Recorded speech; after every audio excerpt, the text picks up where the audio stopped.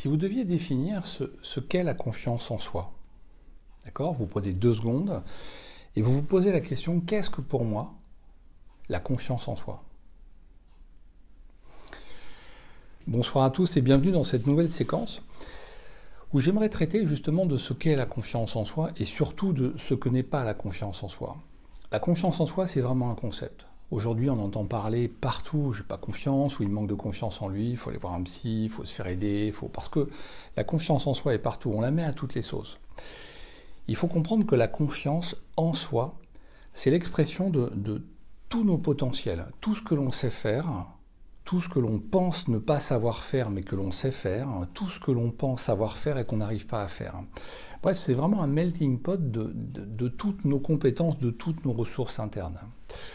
Qu'on s'entende bien, la confiance en soi, on va la considérer comme un outillage. C'est une boîte à outils, à l'intérieur de laquelle on a tous les outils à notre disposition.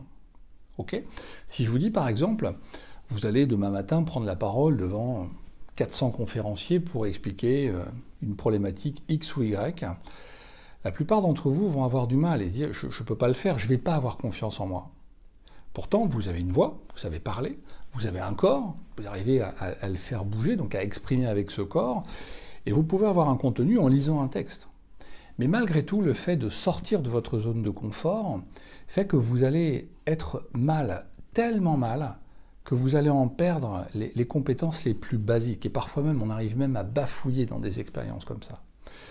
Donc l'idée, c'est vraiment de bien comprendre que la confiance en soi, c'est une boîte à outils qu'on a en nous. Donc dans la mesure où je veux avoir confiance en moi, il faut que je considère que les outils, je les ai. Mais comme les pièces d'un puzzle, toutes sont éparpillées. Toutes ces pièces sont éparpillées. Imaginez vraiment les pièces d'un puzzle, tout est jeté par terre. Et j'en ai partout, mais je ne sais pas comment m'en servir. Donc je vais monter en stress, je vais développer une sorte d'anxiété, voire une angoisse. Et cette angoisse va m'empêcher à un moment donné d'aller même trouver la pièce la plus essentielle, que peut-être ma voix, où je vais commencer à bafouiller, où je vais commencer à transpirer, me sentir mal. Bref, je vais plus savoir faire quoi que ce soit. Donc, l'idée dans la confiance en soi, c'est de se dire qu'à ma disposition, j'ai tout. Ok, j'ai tout, donc je vais considérer que la mission que j'ai à accomplir, que ce soit un examen, et cette période est un peu, pour certains étudiants, un peu compliquée, parce que on va aborder des examens, on va aborder des épreuves, et la plupart des étudiants sont peu sereins, voire pas du tout sereins quant à l'épreuve.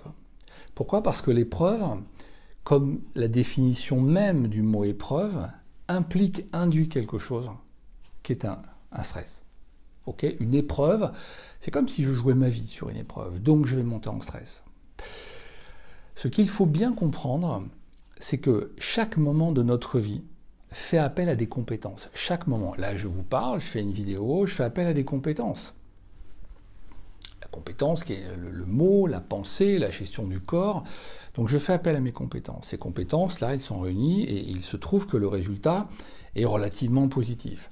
Demain, je passe un examen, peu importe, X ou Y, si j'ai appris, si je sais, si je me suis entraîné, je vais pouvoir aller dans cet examen en étant presque serein parce que je sais que je suis compétent, donc je peux y aller.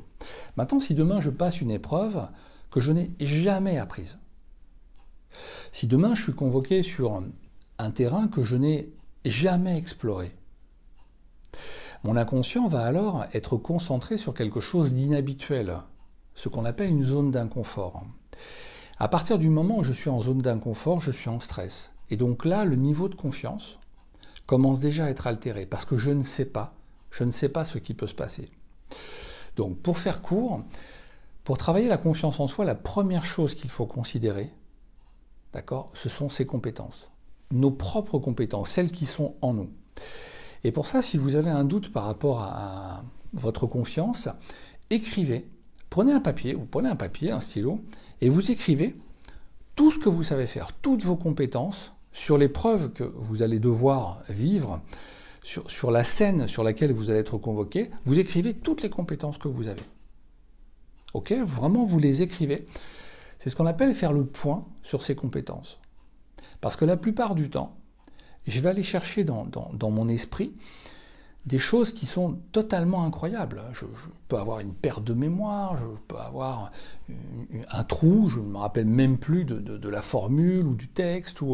C'est vrai, mais avec des si, je peux aussi faire beaucoup de choses. Donc l'essentiel, c'est de se recentrer. C'est de se recentrer sur ce que je sais. Donc on repart sur les compétences les plus fondamentales, celles que j'ai. À ma disposition, qu'est-ce que je sais faire? Okay, donc vous faites vraiment le point sur toutes vos compétences et vous les écrivez. Vous les écrivez de façon déjà à les écrire et surtout à les lire et à les voir. D'accord? Vous faites vraiment le point sur vos compétences. Ensuite, au niveau des pensées, c'est-à-dire tout ce qui va passer par le dialogue interne. Comment je gère une pensée? La première seconde est totalement inconsciente, c'est-à-dire que mon inconscient va m'amener une pensée. Je pense, à un moment donné, je pense à quelque chose qui me fait peur. Ok. La deuxième pensée, et c'est cette deuxième pensée-là, cette deuxième seconde-là, que je vais pouvoir prendre et que je vais pouvoir travailler pour amener mon système de pensée à autre chose. Ok.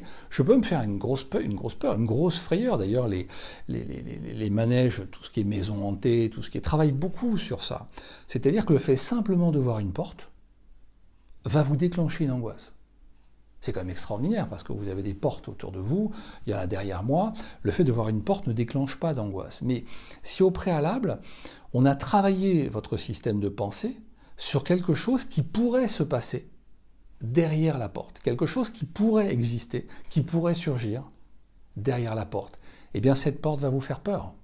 C'est le même principe que l'examen, c'est le même principe que l'oral que vous allez passer. Vous allez imaginer des choses qui ne sont pas réelles, mais qui pourraient se produire. Ce qui va nous intéresser, c'est ce qui se produit là maintenant, ce que je suis capable là de gérer, c'est-à-dire le présent. Ok ? Plus je suis dans la gestion du présent, plus je suis dans la gestion de mon corps, de la manière dont je vis mon corps, dont je vis mes pensées. Plus je reste dans le présent et plus je suis dans la performance. Ok ? Ce qui pourrait se passer demain, ouais, ça peut m'intéresser, mais pour l'instant, ce qui m'intéresse, c'est mes compétences pour pouvoir faire cette épreuve-là. Ok ? Donc, c'est vraiment se concentrer sur la manière dont vous vous parlez. Vous avez fait le point sur vos compétences, vous savez que vous avez des compétences. Maintenant, vous allez apprendre à penser de manière positive. Alors, la plupart du temps, nous ne sommes pas schizophrènes, on sait très bien qu'on peut se planter. On sait très bien qu'on peut commettre des erreurs. Mais par définition, on va commencer par engendrer des pensées positives. D'accord? C'est-à-dire que vous allez projeter votre système de pensée vers quelque chose de positif.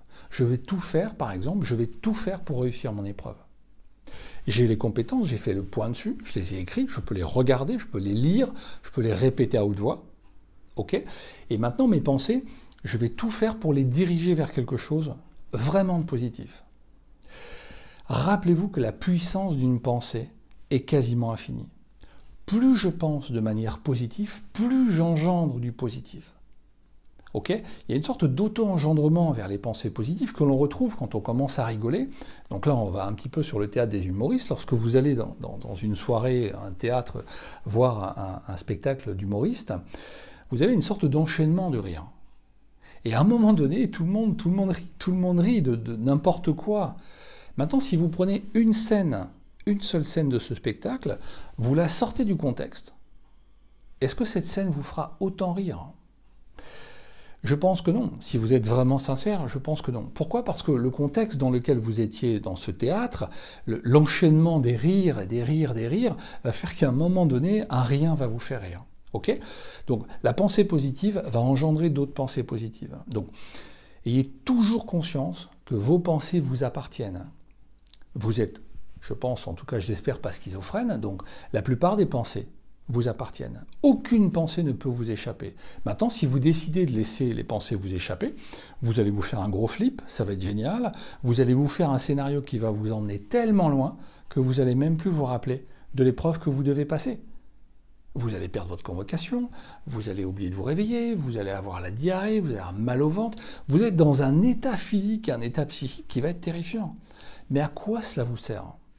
La confiance en soi, c'est mes compétences, ce que je sais faire, et c'est pour ça que je vous ai demandé tout à l'heure de les écrire si vous avez un doute, vraiment d'être au cœur de ces compétences en les écrivant. Et ensuite, c'est un système de gestion de pensée, de la pensée positive. D'accord ? À partir du moment où je pense de manière positive, où je mets tout en œuvre dans mes pensées pour atteindre l'objectif que je me suis fixé, c'est-à-dire de réussir l'épreuve, de réussir mon oral, de réussir à convaincre, que ce soit mes clients, que ce soit le prof, le jury, peu importe. Mon objectif est de réussir à convaincre, de réussir à obtenir de cette épreuve ce que je veux obtenir. Ok ? Tout le temps par des pensées positives. Bien évidemment, certains d'entre vous vont me dire « Oui, mais j'ai du mal à penser. À chaque fois, j'ai une pensée négative qui revient. » Non. Les pensées vous appartiennent. Les pensées vous appartiennent. Vous pouvez marcher dans la rue de manière automatique. Vous pouvez marcher en fermant les yeux, vous marchez dans la rue. C'est vrai, vous laissez votre corps marcher. Mais si vous décidez de marcher et de compter vos pas, vous allez compter vos pas et vous allez marcher en étant conscient que vous êtes en train de marcher. Donc considérez que les pensées, c'est la même chose. Soit je les laisse faire, et auquel cas, dans une phase notamment de stress, les pensées vont m'emmener vers quelque chose qui est la plupart du temps négatif. En tout cas, qui ne va pas me servir. D'accord ? Et ce qui est intéressant, c'est que souvent les gens vous disent « Oui, mais je préfère penser négatif, comme ça, si je réussis, je suis agréablement surpris. » Super. Demain, vous allez vous faire opérer en disant au chirurgien « Écoutez, je vais considérer que je vais mourir, comme ça, si je me réveille, ce sera une super journée. » C'est aussi idiot que ça. Considérez une pensée positive comme une pensée utile qui va vous servir et qui va engendrer d'autres pensées positives. Ok ?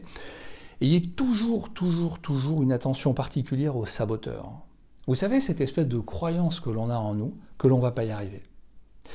Et ce qui est intéressant, c'est que là aussi, mon inconscient, comme je le laisse un petit peu faire, il va valider ma croyance. C'est-à-dire que je vais aller en mode échec et je vais dire, tu vois, je t'avais dit, je savais que je n'allais pas le réussir. Ça, c'est ce qu'on appelle le saboteur. Le saboteur fait partie de notre structure psychique. Il fait partie intégrante de notre structure psychique. C'est-à-dire qu'avant de faire quelque chose, je vais d'abord passer par un système qui est totalement inconscient, mais qui est souvent un système d'échec. Ok ?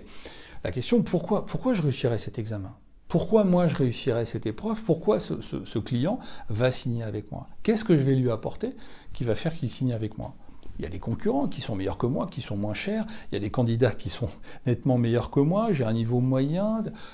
Effectivement, je peux me dire ça. Mais je peux aussi me dire, ok, je sais que j'ai un saboteur en moi, mais je vais le faire taire parce que j'ai des pensées très positives, avec un objectif défini, un objectif de résultat que je veux atteindre. Et également, je sais quelles sont mes compétences. Croyez-moi, quand vous savez, quand vous connaissez vos compétences, quand vous avez conscience de vos compétences, mais je parle de toutes vos compétences, et que vous avez un dialogue interne positif, je vous garantis 98 fois sur 100 que vous allez obtenir le résultat que vous escomptez dans la mesure où l'objectif que vous vous êtes défini est un objectif clair et atteignable. Vous voyez ? La conscience même de ces compétences fait la réussite d'un projet. Je sais que je sais le faire. Je sais que je sais faire ça. Donc, je vais pouvoir le faire. Je crée des pensées positives et je vais le faire parce que je sais que j'ai la compétence. Ok ? Donc, vraiment le point sur les compétences, des pensées positives et conscience du saboteur. D'accord ? Sachez que pour réussir quelque chose, il faut déjà y croire. Y croire, alors, là aussi, on sait très bien qu'on peut se planter. On sait très bien que ça peut ne pas réussir. Mais le point de départ vise un point d'arrivée. Je ne peux pas considérer un point de départ en me disant « je ne vais pas y arriver ». Je vais considérer un point de départ en me disant « je vais y arriver, je vais tout faire pour y arriver ». Même si parfois c'est difficile, même si parfois il y a des embûches, et croyez-moi, je sais de quoi je vous parle, la vie parfois est compliquée parce qu'on la pense compliquée. Parce qu'on pense qu'elle est compliquée, donc elle devient compliquée. Et là, on rentre dans des pensées qui sont des pensées négatives.